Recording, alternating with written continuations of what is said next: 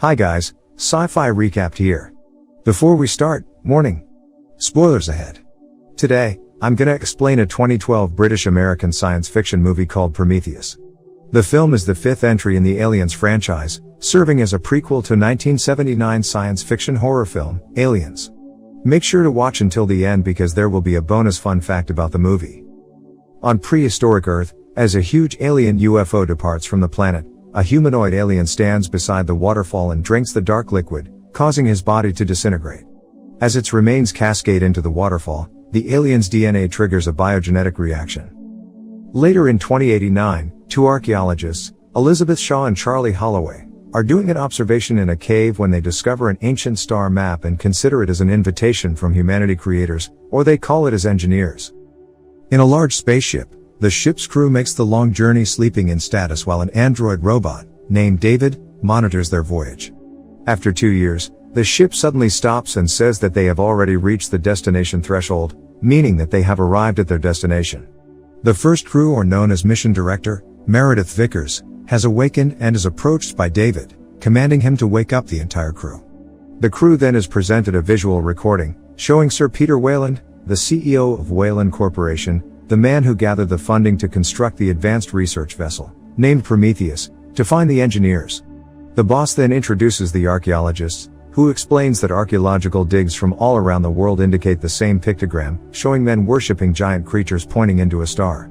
From that, they then found a planet which is capable of sustaining life named LV-223, the planet that they just arrived at. The Prometheus lands near a large artificial structure in a valley.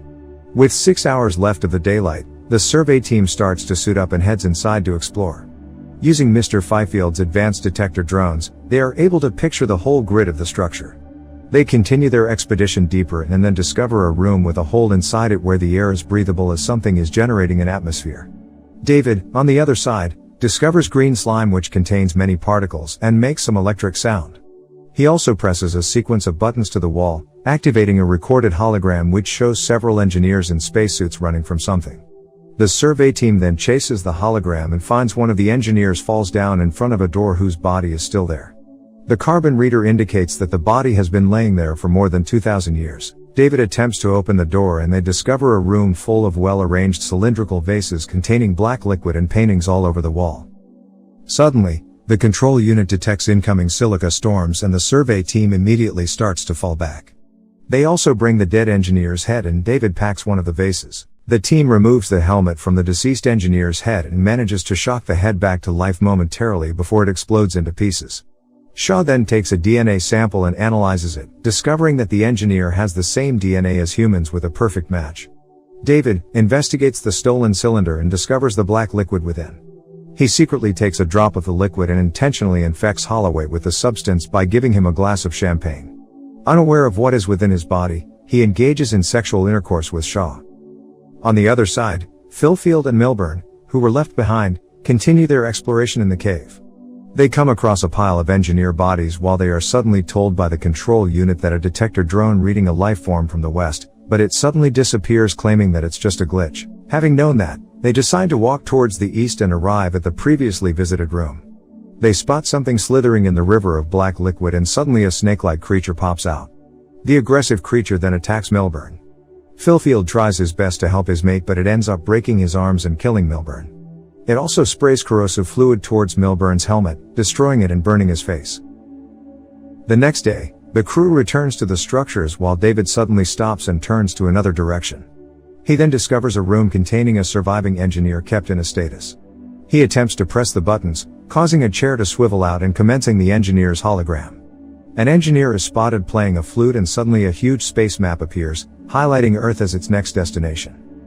On the other side, the crew finally finds Milburn's corpses, but Holloway's condition is getting worse as the side effect of consuming the black liquid. They then rush back to Prometheus. Vickers is already waiting for them, preventing Holloway from getting into the ship. Equipped with flamethrowers, she finally burns him to death. On the ship, Shaw is being examined by David who reveals she is 3 months pregnant. That's quite odd as they only had the intercourse 10 hours ago. Feeling something is wrong with it, she insists to get it out immediately, but David suggests putting her into a cryostasis until they reach Earth. While she is going to be taken, Shaw fights back, manages to run away and performs a self-surgery with a medpod. Surprisingly, an octopus-like alien is extracted from her belly. Shaw manages to escape from the pod and traps the weird creature there. The control unit detects that Philfield's monitor just popped up and finds that he is actually standing outside the ship. With that monster face, he becomes much stronger and attacks the ship crew.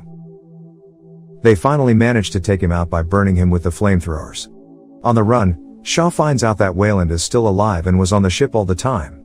He explains that meeting the makers or the engineers could help him to cheat death in some way. But Shaw urges that they must leave because the engineers are not what they are thinking, they kill people. He refuses as they have been so close to meet them and this will be their only chance. While dressing up, Shaw meets the Prometheus captain, Yannick, who speculates that this planet is not their home and the structure was part of an engineer military base that lost control of its biological weapon, the mutagenic black liquid. Vickers warns the CEO that he will die if he goes to the structure. There, it also reveals that the old man is actually her father. They then return to part of the structure David had visited before, coming across thousands of the cylindrical vases. Given the live stream from Shaw's camera, the control room discovers that the room is actually a spaceship. David reveals that the engineers were heading to the Earth to destroy humanity because, sometimes to create, one must first destroy. They attempt to awaken the surviving engineer. As he wakes up, David speaks to him to explain what Wayland wants. Unfortunately, the engineer responds by decapitating David, killing Wayland and team. Shaw manages to escape, but the engineer touches a ball of green energy, activating the spaceship and bringing out a weapon-like chair. He sets the course back to Earth to continue his mission to destroy humanity and the ship starts taking off. On the other side, Shaw urges Yannick to prevent the alien spaceship from flying even further. Convinced by Shaw, the captain manages to stop the ship by crashing it with the Prometheus, killing himself and his remaining crew. Only Vickers who manages to escape from the ship, ejecting in an escape pod. As the ship collides, it starts rolling in a perfectly straight line, killing Vickers as she fails to outrun it. It's quite funny to see Vickers' inability to run in a different direction. Barely surviving, Shaw makes it to wreck Prometheus and finds the alien offspring she had removed previously, now has grown to enormous size. Luckily, it is still trapped in the medical bay. Surprisingly, David is still alive and reveals to her that the engineer has survived the crash and is coming for her. Moments later, the engineer forces open the ship's airlock and attacks Shaw, but she manages to open the medical bay's door and unleashes the alien offspring. After a struggle, the engineer is subdued by the gigantic creature, which thrusts an ovipositor down the engineer's throat, killing him. David begs for Shaw's help and claims that there is still another ship and he could fly the ship. Without an option and desperate for an answer, Shaw then recovers David's head and body from the wrecked engineer's ship. With his help, instead of flying back to Earth, they are heading for the engineer's homeworld, hoping to find why they created humanity, but only to attempt to destroy it later. The black liquid was originally created by the engineers as a biological weapon with the purposes to wipe out the entire planet, especially Earth. It's actually a lethal mutagenic pathogen composed of billions of small microorganisms. They were kept in the cylindrical vase due to its unstable nature at ambient temperature. As we saw in the previous scene where the crew force into the room and disrupt the atmosphere, the black liquid begins to react. We also have seen throughout the movie that the creatures infect the hosts, causing them to mutate, turning them later into more aggressive and stronger creatures. Subscribe to watch more videos like this, turn on notifications, and leave a like to help the channel out. Thank you for watching.